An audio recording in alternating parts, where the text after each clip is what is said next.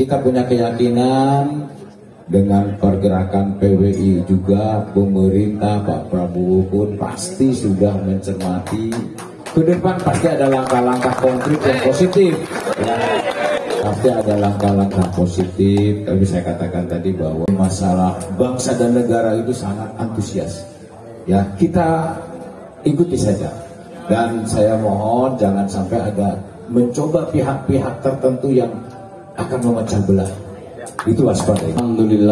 Alhamdulillahirabbil alamin wassalatu wassalamu ala asrofil anbiya'i wal mursalin wa ala alihi washabihi ajmain. Yang saya hormati Ketua PWI Pusat Kiai Haji Abbas, yang saya hormati Wakil Ketua PWI Pusat Kiai Madudin, para kiai, para sesepuh, para panglima, para laskar yang diberkati Allah Subhanahu wa Ta'ala. Pertama-tama marilah kita panjatkan puji dan syukur kehadirat Allah Subhanahu wa Ta'ala, karena kita semua masih diberikan kesehatan, kekuatan lahir dan batin, sehingga kita masih bisa menjalankan ibadah puasa di bulan Ramadan ini. Puasa penuh berkah. Kita lakukan ibadah ini dengan semestinya, sehingga kita nantinya akan mendapat rahmat dari Allah Subhanahu wa Ta'ala. Para laskar dan anggota PWI, alhamdulillah saya bisa hadir karena memang pada hari ini saya mendapat undangan, saya sebagai penasihat, dan kebetulan saya pun mau ziarah ke bapak saya di Kesenden, di makam di situ. Bapak saya aslinya dari Pecilon Cideng, yang burine Gunung Sari Bengen itu, Dr. Cipto Manjing. Pada kesempatan yang berbahagia ini tadi Pak Kiai Abbas sudah menyampaikan tentang niat baik dan tujuan PWI untuk kepentingan bangsa dan negara. Bahkan Kiai Madudin juga tadi menyampaikan salah satunya dari tujuan negara yang tercantum di dalam pembukaan Undang-Undang Dasar 1945. Ya, di alinea bahwa dengan rahmat Allah yang Maha Kuasa dan dengan didorongkan keinginan yang luhur supaya berkehidupan berkebangsaan yang bebas, maka rakyat Indonesia dengan ini menyatakan kemerdekaannya. Kalau ingin melihat sejarah-sejarah 350 tahun yang lalu, 350 tahun kita dijajah Belanda, 3,5 tahun dijajah Jepang, yang kemudian sejarah membuktikan di Surabaya dengan pimpinan Bung Tomo atas restu Kiai Abbas dari Cirebon, dari Buntet, maka pertempuran sekalipun hanya berbekalkan bambu runcing di Surabaya, pimpinan Bung Tomo hanya seorang yang terdidik dari kepanduan, didukung oleh laskar fisabilillah, para kiai, para ulama yang mengorbankan jiwa dan raganya. 16.000 syuhada ya meninggal, 1.600 sekutu terbunuh, tewas, 200.000 kita mengungsi. Tetapi merah putih di situ berdiri tegak. Laskar-laskar fisabilillah dari seluruh penjuru di Jawa ini berangkat menuju Surabaya. Artinya bahwa kebenaran-kebenaran itulah yang kemudian menjadi tonggak bagi para laskar-laskar. Ya, karena bahwa kebebasan, merdeka, dan ingin menjadi suatu kebenaran adalah demi Allah Subhanahu wa Ta'ala. Ini yang terpatrik pada jiwa bangsa Indonesia, sekalipun jiwa dan raga dikorbankan. Bapak sekalian, sejarah telah membuktikan bangsa Indonesia kenapa lama dijajah oleh penjajah sampai 350 tahun. Karena dengan mudahnya kita diadu domba. Dengan mudahnya kita diadu domba. Setelah kita merdeka, banyak goncangan-goncangan, cobaan-cobaan G13 PKI. Adanya DITII, adanya Permesta, dan lain-lain sebagainya. Tentunya kita sadari bahwa ini adalah permainan-permainan dari luar yang perlu kita waspadai. Kita melihat di Timur Tengah, Irak, Iran, Libya, Lebanon, Afghanistan, Syria, Mesir, Yaman, porak-poranda. Satu daratan, satu agama, hanya dibedakan dua aliran Syiah dan Sunni. Mereka bunuh-bunuhan. Sesama saudaranya sendiri. Ada sutradara yang memainkan, kemudian sumber daya alamnya dikuasai. Dan kemudian saat ini mereka hancur. Tidak punya apa-apa. Nah, Indonesia bagaimana dengan 6 agama, 17.000 pulau, tidak satu daratan?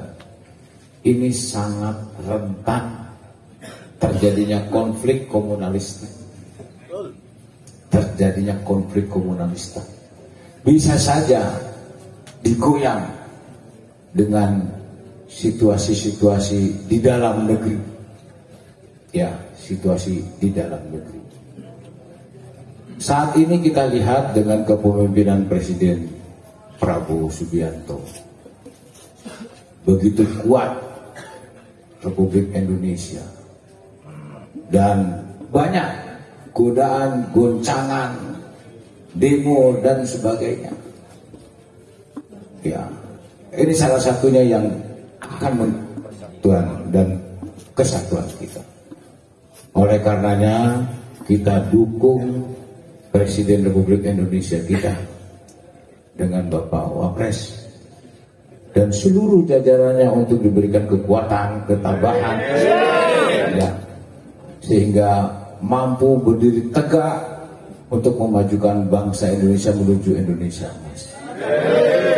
Karena di benak pikiran beliau hanya ingin memajukan bangsa, mensejahterakan rakyat, tidak ada lagi kemiskinan, tidak ada lagi korupsi dan sebagainya. Mari kita banyak hal-hal yang kemudian merasa sekarang ini semakin merasa paling bertakwa sendiri, merasa paling beriman sendiri, mengumpat pemerintah, menjelekkan pemerintah, menyalahkan pemerintah, dan menyalahkan satu sama lain, seakan-akan dia paling benar sendiri. Tetapi saya lihat PWI tidak pernah menjelekkan pemerintah. Pernyataan-pernyataannya Kiai Imanuddin, Kiai Abbas hanya demi bangsa dan negara, demi keutuhan, persatuan dan kesatuan, tidak pernah menjelekkan, tetapi justru meluruskan yang tidak benar menjadi benar. Itulah PWI. Ya, karena memang Allah Subhanahu wa Ta'ala menyampaikan bahwa orang yang bertakwa itu adalah orang yang tidak menyakiti, orang tidak membenci, orang tidak memfitnah, orang yang tidak memojokkan. Seperti dalam firman Allah, ya ayyuhalladzina amanu kutiba alaikumusiyam kama kutiba alal ladzina min qablikum la'allakum tattaqun. Itu perintah Allah. Kita menjadi orang-orang yang bertakwa, yaitu orang yang bertakwa mendukung pemerintah. Di benak PWI hanya satu, perjuangan demi persatuan dan kesatuan bangsa. Kita luruskan yang tidak benar, kita luruskan. Yang mencoba mengganggu persatuan dan kesatuan, kita harus berdiri tegak. Jangan sampai kita terpecah belah. Ya, dulu pejuang-pejuang kita hanya berpikir tentang kepentingan bangsa dan negara, bukan kepentingan kelompok, bukan kepentingan golongan, bukan kepentingan orang per orang, tetapi kepentingan bangsa dan negara. Oleh karenanya saya tekankan, PWI terus berkumandang demi persatuan dan kesatuan, dan kita dorong, kita dukung pemerintah Pak Prabowo dan Pak Gibran. Semoga selalu diberikan berkah dari Allah Subhanahu wa Ta'ala, diberikan kekuatan, dijauhkan dari tantangan, dijauhkan dari cobaan, dijauhkan dari hambatan yang ke depan. Semoga diberikan kesehatan, kesuksesan, hingga membawa bangsa Indonesia terus menjadi negara yang maju. Kalau ada informasi-informasi yang menyudutkan, memecah belah persatuan dan kesatuan, PWI harus tampil. Ya, Laskar Fisabilillah harus tampil, sehingga kita semua nanti akan diberikan niat yang baik, ya, diberikan kekuatan yang baik. Inilah dulu pun para penjajah, para fisabilillah, para kiai, para ulama, tanpa dibekali apapun rela mati untuk kejayaan negara kesatuan Republik Indonesia. Jadi itu mungkin yang ingin saya sampaikan. Jadi kita berharap bahwa bangsa Indonesia akan semakin maju dengan kepemimpinan Pak Prabowo, ya, akan semakin kuat, ya, untuk menjaga negara kesatuan Republik Indonesia dari ancaman, gangguan dan tantangan yang mungkin timbul. Nah, sehingga kita nantinya mudah-mudahan selalu diberkati oleh Allah Subhanahu wa Ta'ala. Inilah yang saya sampaikan. Terima kasih. Wabillahi taufiq wal hidayah. Wassalamualaikum warahmatullahi wabarakatuh.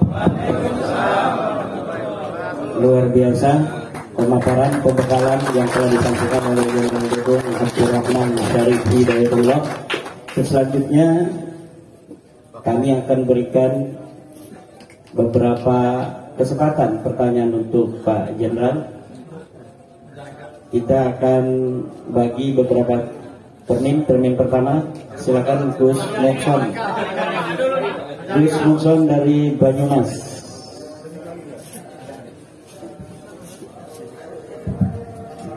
Mangga. Assalamualaikum warahmatullahi wabarakatuh. Para priyayi ingkang kula mulyakaken sedaya kemawon. Pripun Pak Dudung, langsung saja ya, kayak orang Banyumas, jadi bahasanya cablakal.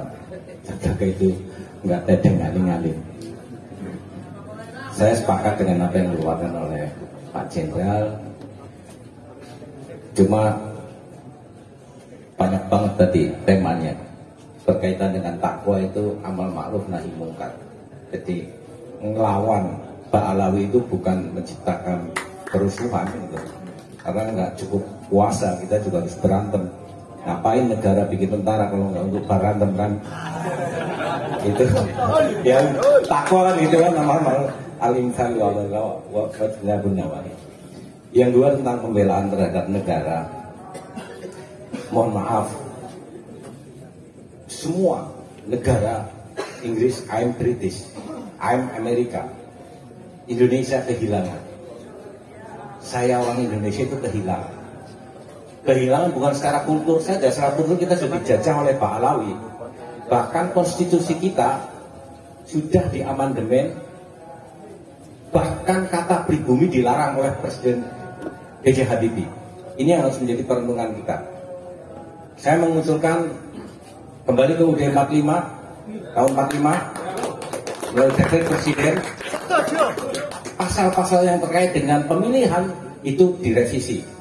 Monggo, karena ini aspirasi masyarakat pilihan.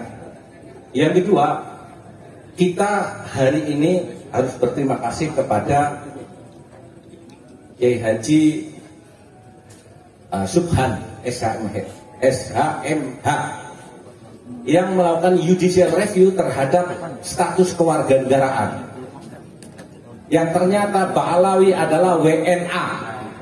Maka tugas Bapak sebagai bagian daripada penguasa mencabut seluruh hak-hak dia yang nggak bisa. Dari mulai Daha, Sriwijaya, Majapahit, pribumi Indonesia, yang perang pribumi, yang deklarasi kemerdekaan pribumi. Nah kok terus kemudian 45-nya kalimat warga negara asli Indonesia dibuang untuk jadi pejabat. Makanya kemarin kita melihat Anies bisa nyalon presiden. Ini sudah mengkhianati. Kalau dalam sejarah kita dulu toprak besok nek ono rejaning zaman gua anak putuku kan gawe buntet. Nah kok sekarang pasal itu sudah hilang. Jadi dekret presiden kembali ke UUD 45 ke tahun 45. Pasal-pasal tentang pemilihan itu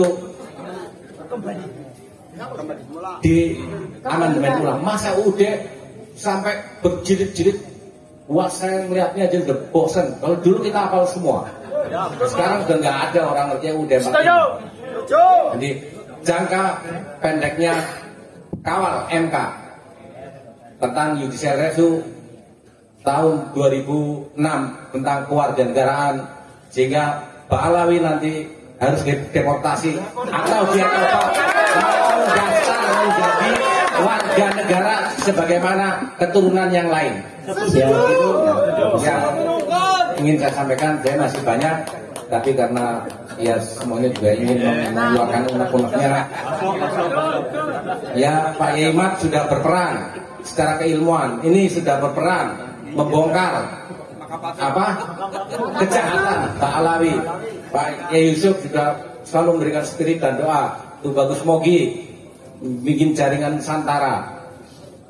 Panglima kita wis orang minggir tabrak. Oke Gus, tabrak gitu loh. Udah nggak ada ampun. Loh mereka menganggap kita sesat ya. Saya cuma bilang kamu tukang dobol, kamu itu WNA. Jangan main-main di Nusantara. Loh masa saya nggak boleh ngomong begitu? Main pribumi. Siap, udah. Maaf dan assalamualaikum. Baik, pertanyaan kedua. Silakan. Ya. Telepon. Tolong jangan bertele-tele ya. Simple.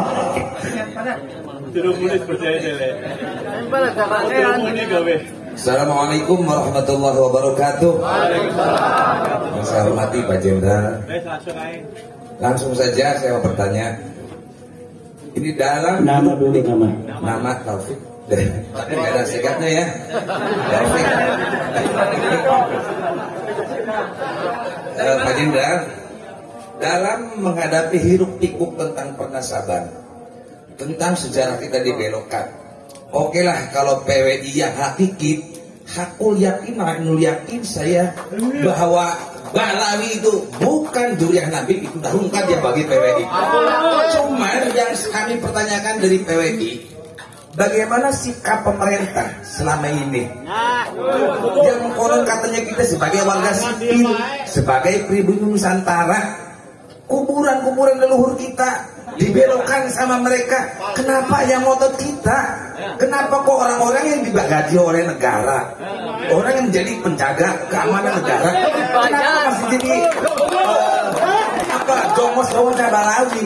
Nah, saya mau bertanya ini, bagaimana langkah tegasnya seorang pemerintah ke Bapak Presiden, apalagi sekarang seorang jenderal sebagai Wadimpres, itu untuk menyikapi makam-makam kita yang selama ini dibelokkan, diklaim sama mereka. Begitu Pak Jenderal, apakah kita gusur aja bangunannya?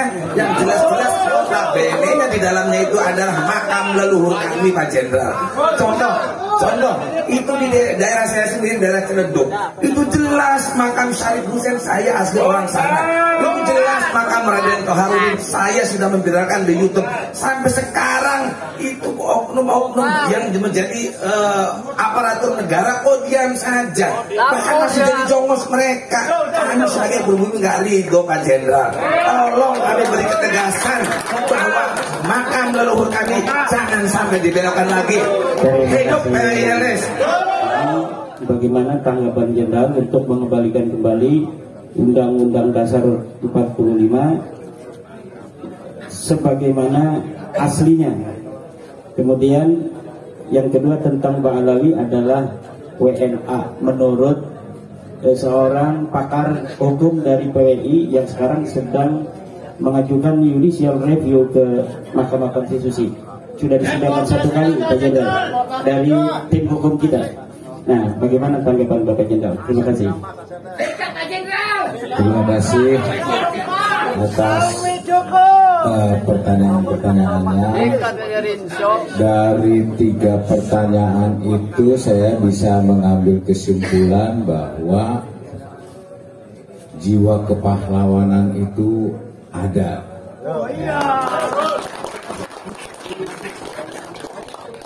Pak, siapa ke? Bung Muson, apik banget ini pertanyaannya ya. Pada baik ya. Nah, jadi semangat kepahlawanannya itu ada, ya, semangat kepahlawanan itu ada. Kalau saya menjawab pertanyaan satu ini masalah kewenangan dari legislatif maupun eksekutif dan yudikatif, tentunya saya tidak bisa menjawab secara langsung. Yang jelas dari 3 pertanyaan ini, pemerintah kita pun tidak tinggal diam. Ya, artinya pemerintah juga mencermati, mengamati, dan tentunya juga pasti akan memperhitungkan. Tetapi sekali lagi bahwa siapapun yang ada di negara kita ini adalah masih keluarga saudara-saudara kita ya. Masih saudara-saudara kita. Ingat, saya katakan tadi, ingat, jangan sampai kita terpecah belah. Sampai kita justru kita meluruskan yang bengkok-bengkok, kita luruskan. Kita bersatu bersaudara, jangan sampai kemudian akhirnya kita terpecah belah. Kita punya keyakinan dengan pergerakan PWI juga, pemerintah Pak Prabowo pun pasti sudah mencermati. Ke depan pasti ada langkah-langkah konkret yang positif. Ya, pasti ada langkah-langkah positif. Tapi saya katakan tadi bahwa para wali songo dulu juga sumbernya dari Mesir, dari tanah Arab, ya. Ya, istilahnya bahwa yang akhirnya kita sekarang menjadi cucu-cucunya yang generasi keberapa pun, ya itu. Saya agak putih dikit karena saya keturunannya dari Om Tin, karena istrinya Syarif Hidayatullah itu Om Tin, makanya ada putih dikit. Kalau tetangga sebelah saya agak gelap, jadi dari mungkin keturunan yang sebelahnya dan istri yang pertama. Saya agak Cina-Cina dikit, nah betul kan? Nah, tapi bukan berarti saya keturunan dari Om Tin, wah ini keturunan Cina, tidak. Tapi kita warga negara Indonesia. Nah, jadi itu semangat membara nilai-nilai kepahlawanan itu luar biasa. Artinya ingin menghilangkan atau memusnahkan atau kebatilan-kebatilan itu yang mencoba mengkultuskan, ya, keturunan tertentu seakan-akan paling benar itu diluruskan. Untungnya Allah memberikan berkat kepada kita melalui Kiai Imanuddin secara lantang dan secara akademis mampu menjelaskan. Ya, mari kita ikuti karena bisa dipertanggungjawabkan. bisa dipertanggungjawabkan. Dan saya nanti akan saya laporkan kepada Bapak Presiden. Bapak Presiden itu orangnya yang senang mendengar pendapat orang lain, dan beliau itu cukup reaktif kalau jiwa-jiwa kebangsaan dan masalah beliau masalah bangsa dan negara itu sangat antusias. Ya, kita ikuti saja. Dan saya mohon jangan sampai ada mencoba pihak-pihak tertentu yang akan memecah belah. Itu waspada. Terima kasih ya.